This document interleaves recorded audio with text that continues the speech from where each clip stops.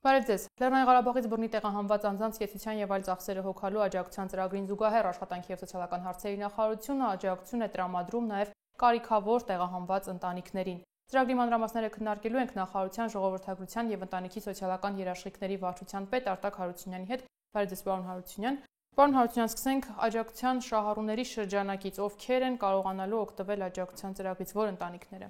Աջակցության ծրագրից օգտվելու են կարիքավոր ընտանիքները, կառավարության որոշման մեջ սահմանված է, թե ովքեր են կարիքավոր ընտանիքները։ Ընտանիքի ամբողջական եկամուտը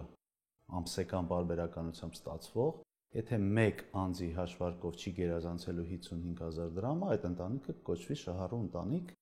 եւ կստանա ամսական աջակցություն դրամական օգնության տեսքով։ Պայմանները որոնք են, որոնց պիտի համապատասխանեն ընտանիքները եւ բացի 55,000-ից կան նաեւ այլ ֆակտորներ, որոնք հաշվի են առնվելու։ Այո, կան,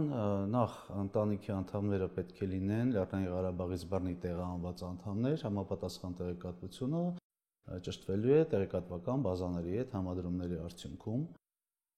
Շահառու չի կարող հանդիսանալ այն ընտանիքը, որի անդամներից մեկը ունի 2017 թվականին եւ դրանից հետո արտադրված ավտոմեքենա կամ ավտոմեքենայի գույքը հարկը գերազանցում է 15,000 դրամը։ Աջակցության շահառու չեն կարող դառնալ այն ընտանիքները կամ անձինք, ովքեր գտնվում են սոցիալական պաշտպանության հաստատություններում կամ պետական աջակցությամբ տեղավորվել են համապատասխան բնակության վայրերում, ինչպես նաև Հայաստանի Հանրապետությունում չգտնվող անձինք։ Սա են հիմնական պայմանները։ Շատ լավ։ Եթե հայրենակիցը ունի բնակարան, ունի տուն, սերտիֆիկատով է ձեռք բերել կամ մինչև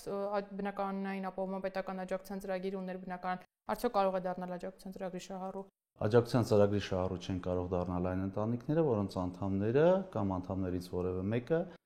միանձնյա սեփականության իրավունքով ունի բնակարան կամ ընտանիքի բոլոր անդամների մասնաբաժինը այդ միևնույն գույքի մեջ 50% եւ ավելի է կազմում։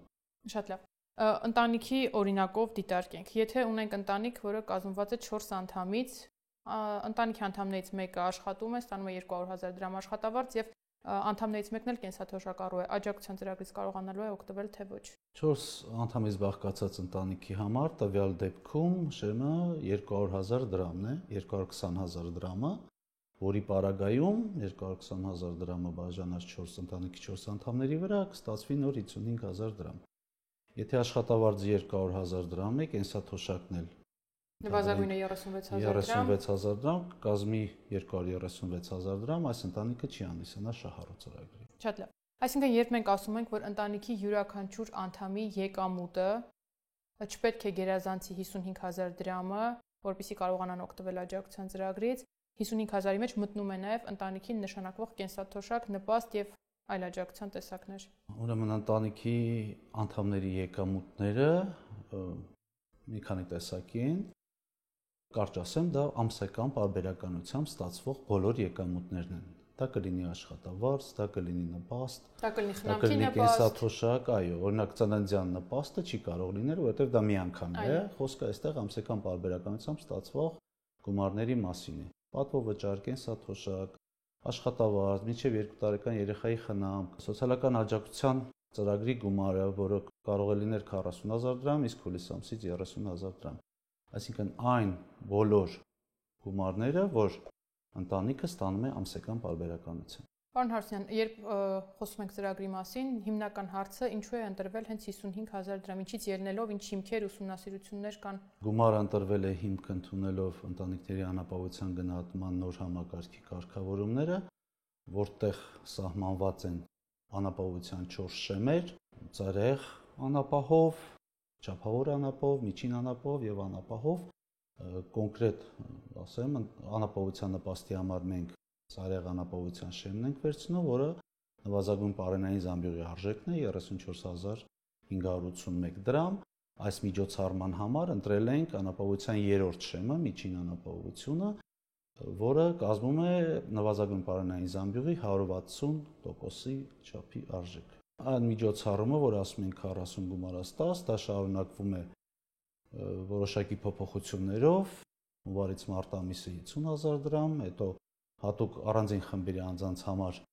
ապրիլից հունիս ամիսը 40,000 դրամ, հետո մինչև տարեվերջ 30,000 դրամ։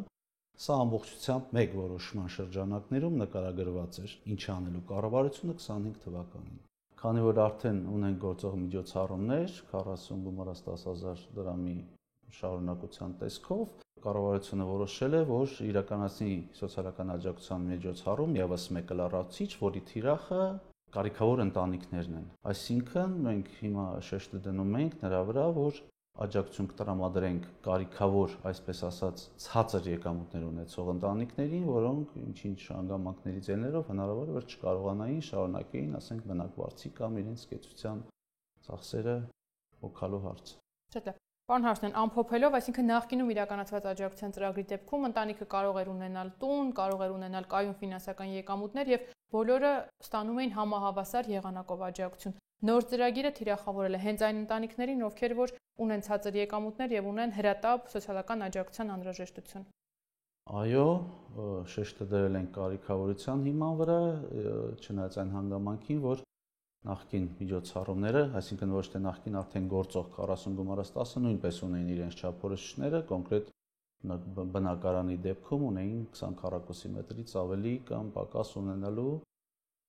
չափորոշիչներ։ Աջակցության ծրագրին դիմելու համար արդեն կարող են դիմումներ ներկայացնել հայրենակիցները, թե ոչ։ Աջակցության ծրագրից օգտվելու համար դիմումների հարթակը բաց կլինի ապրիլի 22-ից։ Այն ընտանիքները, ովքեր չեն հասցնի ապրիլ ամսվա ընթացքում դիմել եւ կդիմեն մայիս ամսվա ընթացքում, կոնկրետ այդ ընտանիքների դեպքում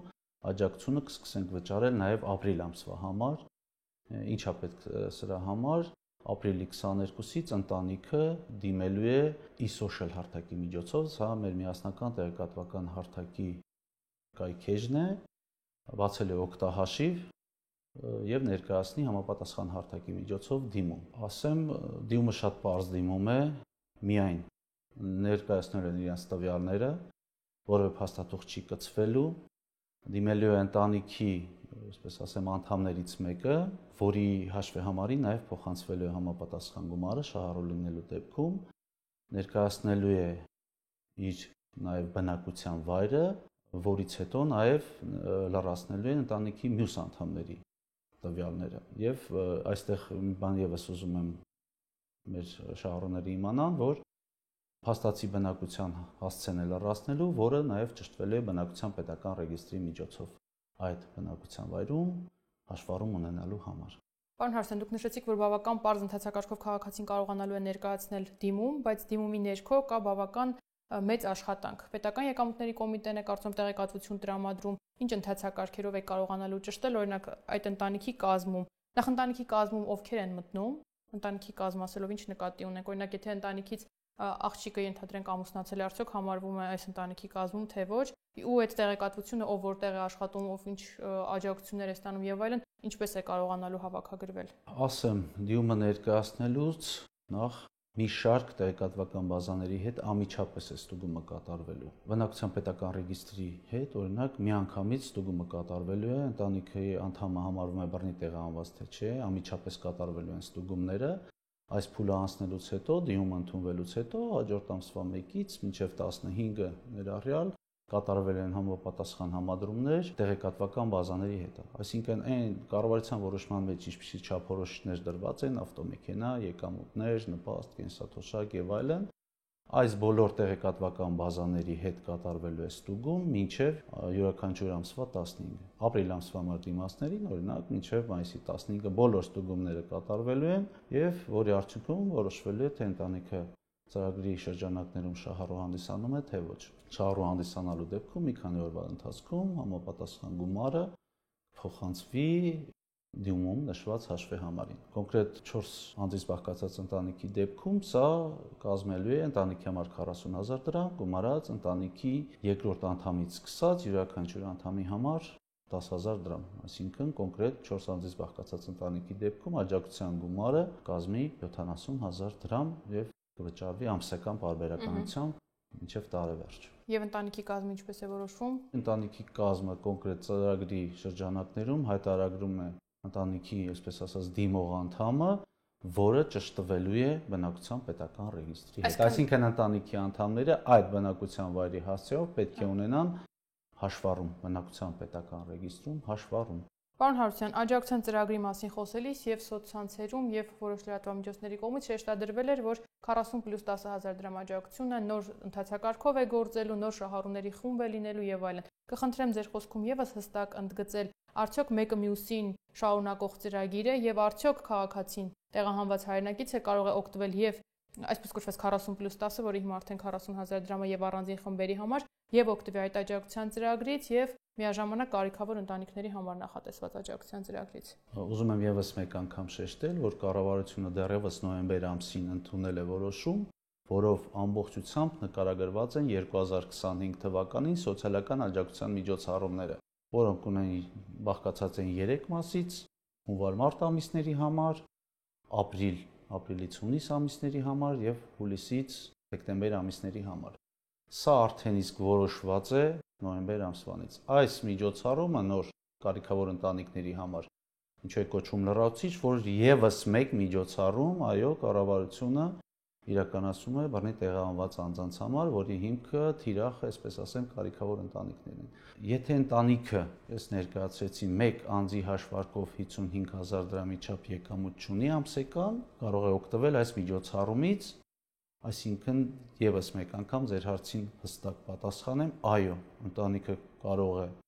այս չափորոշիչներին բավարարել դեպքում օգտվել եւ գործող ծրագրից եւ այս նոր ծրագրից։ Այսինքն ընտանիքի 63 տարին լրացած անձինք 18 մինչև 18 տարեկան երեխաները 18 տարեկանից բարձր պարտադիր կրթություն ստացող անձինք, առաջին-երկրորդ խմբի հաշմանդամություն ունեցող անձինք, կերակրողին կորցրած անձինք կարող են ստանալ 40,000 դրամ աջակցությունը միաժամանակ, եթե համապատասխանում են նոր աջակցության ծրագրի պայմաններին, օգտվել նաեւ կարիքավոր ընտանիքների համար աջակցությունից։ Այո։ Շատ լավ։ Պարոն Հարությունյան, երբ խոսում ենք նշած աջակցությունից 40,000 դրամ, կխնդրեմ այս հարցին եւս անդրադառնալ, արդյոք սա եւս համարվելու է եկամուտ։ Ամսական պարբերականությամբ ստացվող ցանկացած եկամուտ դիտարկվում է եկամուտ։ Այդ թվում նաեւ 40 գումարած 10 կամ 40,000, 30,000 դրամ սոցիալական աջակցության միջոցառման համար ստացվող գումարը։ Պարոն Հարությունյան, արդյոք աջակցության ծրագիրը նախատեսված է միայն 2023 թվականին տեղահանված հայրենակիցների համար։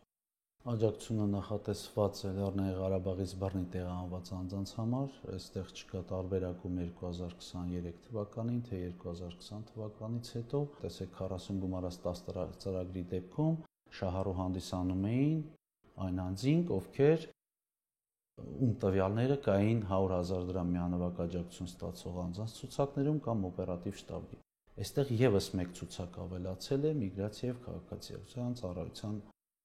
ցուցակները, այսինքն ընտանիքի տվյալ անդամի տվյալները միանգամից ստուգվելու են այդ 3 տեղեկատվական շտեմարաններում առկա տվյալների հետ։ Պարոն Հարությունյան, վերջում եւս մեկ անգամ կխնդրեմ հիշեցնեք երբանից ու ինչ ընթացակարգով ենք ընդունելու դիմումները եւ ամփոփենք։ Դիմումները ընդունելու ենք ապրիլի 22-ից,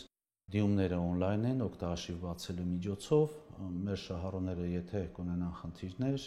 ցանկացած պահի կարող են դիմել միասնական սոցիալական ծառայության ցանկացած տարածքային կենտրոն բարձրաբանումներ ստանալու համար։ Շնորհակալություն։ Իսկ մենք այսքանն ենք նախատեսել այսօրվա համար, կհանդիպենք հաջողություն։